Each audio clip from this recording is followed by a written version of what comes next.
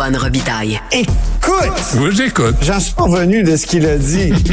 On est là pour aider. Ben, je trouve que oui. On veut aider. Je suis là pour aider. Ouais. OK. Prise deux. Écoute! Antoine Robitaille. La rencontre. Robitaille du Trisac. Antoine, bonjour. Bonjour, Benoît. Ça donne pas le goût de dénoncer, je vais dire, après réflexion, là. Ce qu'on Il voit. faut dénoncer quand même, mais écoute, Ouais, mais je pense que c'est toujours... C'est comme le ménage, ça. Ça a recommencé, Il faut toujours le refaire. Ouais. Les mauvaises herbes, tout ça.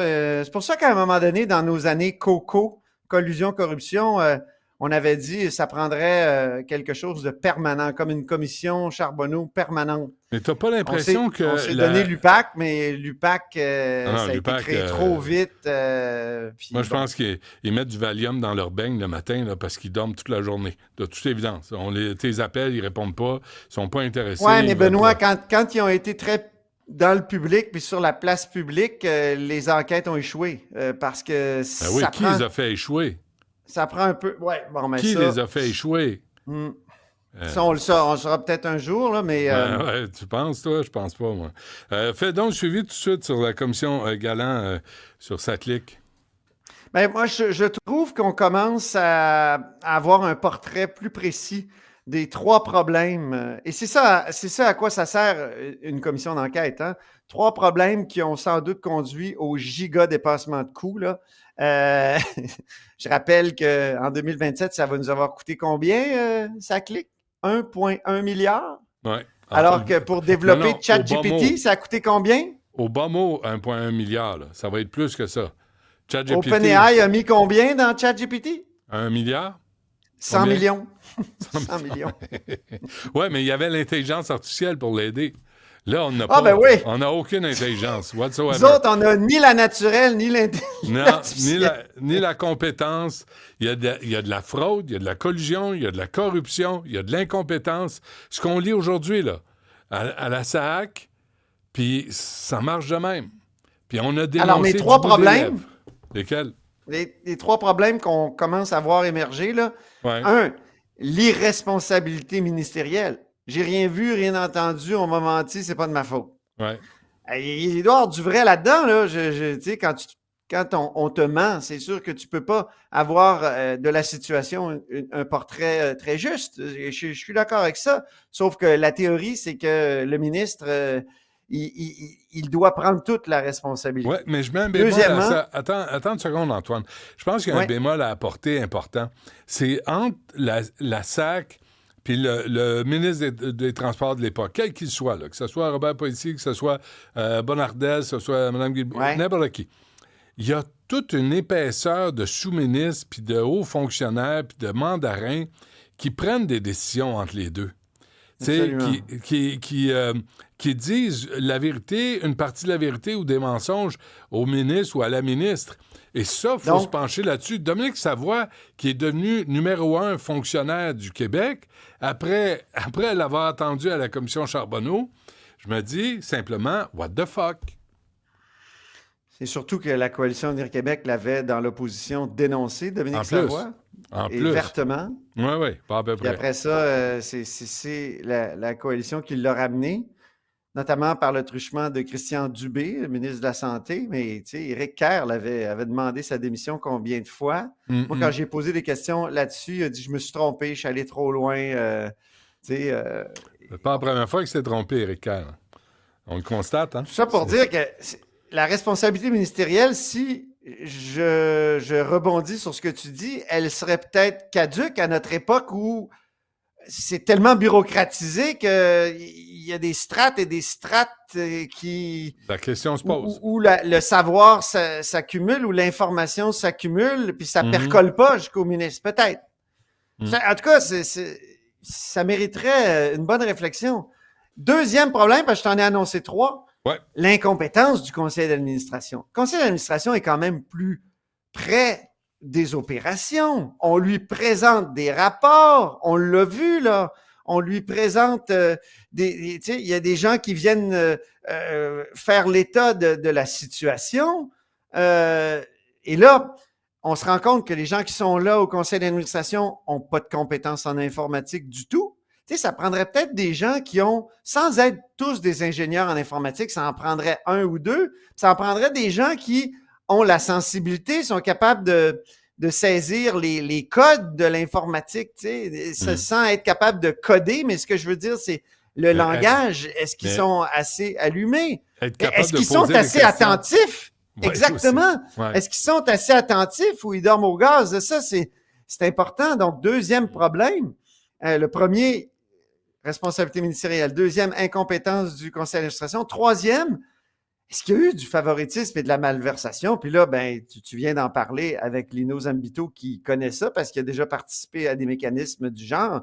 Mais tu sais, quand on voit des taux horaires qui explosent, là, tu sais, des employés dont le statut sont passés en cours de projet d'intégrateur à expert de pointe et avec des salaires qui passent de 82 $ de l'heure à 350 $ de l'heure. Tu te dis, mais qu'est-ce qui est arrivé? Qui a pris cette décision-là? Qui a accepté cette décision-là? Ouais. Puis deuxièmement, ben, c'est ce que nous révélait. En fait, il y avait un très bon texte de Nicolas Lachance en fin de journée hier, c'est que les vérificateurs internes de la SAC ont exprimé des préoccupations. Pourquoi? Parce qu'il y avait des liens professionnels entre le patron informatique, l'espèce de tsar du projet Carl Malenfant, et certains consultants qui avaient obtenu des généreux contrats. Donc, mon troisième problème, c'est est-ce qu'il y a eu, et ça, Galland va se pencher là-dessus. Non, mais attends. Du favoritisme, de la malversation. Non, mais on donne l'exemple de Madeleine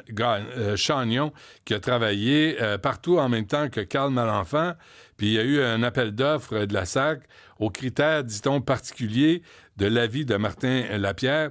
Et elle est la seule à se qualifier pour un contrat de 1,2 million de $ conclu en mai 2015. On avait demandé une maîtrise. Oui. Est-ce que moi j'ai encore des doutes? Pas tant, non? La vérificatrice générale a dit c'est terrible, des compagnies ont réécrit l'appel d'offres, ils l'ont gagné après. Ben oui. Non, et je reviens avec ça, parce que je ne comprends pas que l'UPAC soit silencieux. Aujourd'hui, on a vérifié, l'UPAC n'accorde aucune entrevue. Mais qu'est-ce que vous faites de vos journées? À quoi vous servez? Pourquoi on dépense 40 millions par année si vous foutez rien de vos journées? Je ne veux pas donner d'entrevue. Ouais, hey, sais-tu quoi? Juste dire qu'on s'intéresse à la question. Tu connais un peu l'histoire de l'UPAC. Ça a été créé en catastrophe. Ouais. Et ils avaient nommé à la tête de l'UPAC quelqu'un qui était un ancien sous-ministre, Robert Lafrenière. Puis c'était le ministre de la Sécurité publique qui l'a présenté. Je me souviens, j'étais au point de presse. C'est Robert Dutil qui l'avait présenté. Voilà le patron de l'UPAC. Voyons non, il va peut-être enquêter sur le ministre. Ça n'avait pas de bon sens. Ouais. Donc, ce problème-là a été réglé par la CAQ quand même. C'est la première loi que la CAQ a adoptée. On va désormais nommer le patron de l'UPAC aux 2/3 de l'Assemblée. Bravo! Ouais. Après ça, l'UPAC, c'était juste un ramassis de prêts de service là, au départ parce qu'on a créé ça en catastrophe parce que le Parti libéral ne voulait pas créer la commission Charbonneau. Finalement, ils l'ont créé, mais ils ont créé l'UPAC avant en catastrophe.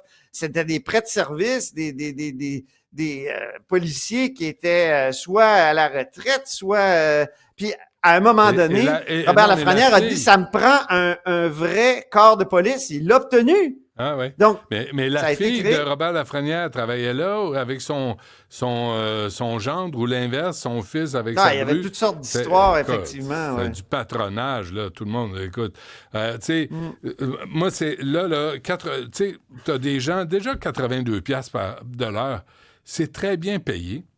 Là, ça explose à 350, puis il n'y a personne sur le conseil d'administration qui dit « Excusez-moi, est-ce qu'on peut savoir pourquoi on paye autant des coins-coins en Inde qui font la job parce qu'on n'a pas ici au Québec, là, qui sont capables de programmer un service d'impression de permis de conduire? Je peux pas croire. Mais c'est de l'argent. C'est parce que là, c'est de l'argent. On cherche de l'argent partout, puis on la gaspille, tu sais, de façon On l'a gaspillé. On l'a gaspillé, oui, on l'a gaspillé. Tu as bien raison. Masculin. Oui, masculin. Mais pas trop masculin. Il est masculin, mais pas trop blanc. Un peu masculin, mais féminin. En tout cas, what the fuck. C'est vendredi. Mais veux-tu sacrer en français, s'il vous plaît? Il y a tellement des beaux jurons. P-H-O-Q-E. What the fuck? Ah, OK. What? O-U-A-T-E. What? OK, c'est la what. What the fuck? OK. Ah, oui. On a eu un ha! On a eu droit à un ha! Ouais. De Stéphanie! 1,5 million en heure a été autorisé alors que les consultants n'étaient même pas au bureau. Antoine, une enquête interne menée par la SAC déterminera que ces heures ont été faites en télétravail, même si son contrat n'autorisait pas cette pratique. Écoute, est-ce qu'on parle du Parti libéral? Non. Ça va nous détendre. OK. Lino Se présente à la chefferie du Parti libéral du Québec. Mais il n'était pas au débat hier. Moi, j'étais au débat à l'Université Laval. Puis, comment hier ça a soir. Été? Qu'est-ce que tu t'es dit? Je pense que ce qui résume le mieux la soirée, c'est l'extrait que je vais te faire jouer de Marc Bélanger. Oui, d'accord. Ça a pris 4 débats pour qu'on commence à se dégeler. Hey, moi, j'ai donné mon temps de parole à Marc, là. Je vous avais redonné 30 secondes, mais je le regrette maintenant. Hey, moi, j'ai hâte au prochain débat. Non, mais j'entends des fois, les médias qui disent que ça lève pas beaucoup d'un débat. C'est parce que je t'ai pas dégelé. Non, mais t'es dans le centre. Hey, c'est ça. Donnez-moi le centre plus on laisse à Mario le centre, le reste des débats. Donc, il a dit il a fallu plusieurs débats pour se dégeler. Moi, là, je suis dégelé. C'est Marc Bélanger. Et c'est vrai que ça a dégelé un peu quand même. Il y a une expression avec les pogos dégelés aussi, mais on ne l'appliquera pas. Non, c'est ça. Il y a eu des propos convenus sur les services publics. C'était le thème du débat. Tu sais, quand on parle de pacte social rompu, c'est pas tout à fait faux. On paie des impôts puis on n'a pas de service. Mais, tu sais, le Parti libéral a été longtemps au pouvoir. Puis même Charles Milliard a dit nous, on a eu des bons coups, on a eu des mauvais coups. Effectivement. Il y a beaucoup de mots à la mode. J'aimerais me faire une sorte de bingo des mots à la mode. Oui. Tu sais, économie innovante, Benoît. Oh, ça va nous sauver, ça. Faire plus avec moins. Hein? Oui. La télémédecine, ça va peut-être nous sauver aussi. Et ça nous prend une nouvelle révolution tranquille, Benoît. Ah oui, OK. Bon. Ou une nouvelle commission par an. Ah oui. C'est juste pour te dire que j'étais un peu tanné de toutes ces redites-là, mais la chose qui a été, c'est-à-dire le fait saillant, c'est que c'est un peu tous contre Pablo hier. Hein? Oui. Ah oui. Tout le monde a critiqué Pablo Rodriguez. On peut entendre Carl Blackburn qui taquine solidement Pablo Rodriguez. Mais Pablo, je suis un peu surpris d'entendre quand tu dis qu'il faut faire l'interagir puis laisser les gens réagir. Tu sais, tu as défendu plus souvent les politiques d'Ottawa à Québec que les politiques de Québec à Ottawa. Et la santé, c'est de juridiction québécoise. Et ça, je pense qu'il n'y a personne d'autre qui va être capable de faire ça mieux que nous autres ici au Québec. Oh ben, et c'est revenu assez souvent. Là. Charles Milliard a fait une sorte de quiz à Pablo Rodriguez. Il a dit « Quelle est la place du fédéral en santé et en éducation, Pablo? » Là, Pablo Rodriguez, comme un bon ministre, ex-ministre fédéral, a dit « on est là pour accompagner les provinces. Et là, Charles Milliard a dit « Non, la bonne réponse, c'est rien. Vous n'avez pas d'affaires là-dedans. » Donc, vraiment, on le critiquait là-dessus sur le respect ou le non-respect par le fédéral des compétences, surtout le gouvernement Trudeau. On l'a attaqué aussi sur les finances publiques. On peut l'écouter en marge d'un débat sur le 3e lien. Imagine ce maudit projet zombie qui est revenu hanter le débat. Mais Carl Blackburn s'est permis une bonne flèche à Pablo Rodriguez. On peut l'écouter. Je viens de sauver 10 milliards par rapport aux 4 candidats. Non, mais c'est on va aller vers M. Roy. Aucune vision économique dans ce projet-là. Aucune vision économique. En termes de gestion la parole publique, est à M. Pablo, Roy. tu n'as pas beaucoup de crédibilité. 10 milliards. Tu n'as pas moins. beaucoup de crédibilité sur la gestion publique. Là. 10 milliards à La parole est C'était un débat plus actif. Tu vois, c'était un débat plus... Qui animait? Marie-Ève Doyon. Ah oui. Faudrait que Marie-Ève... Elle est entre autres chroniqueuse au journal, oui. Mais il faudrait qu'elle se lève.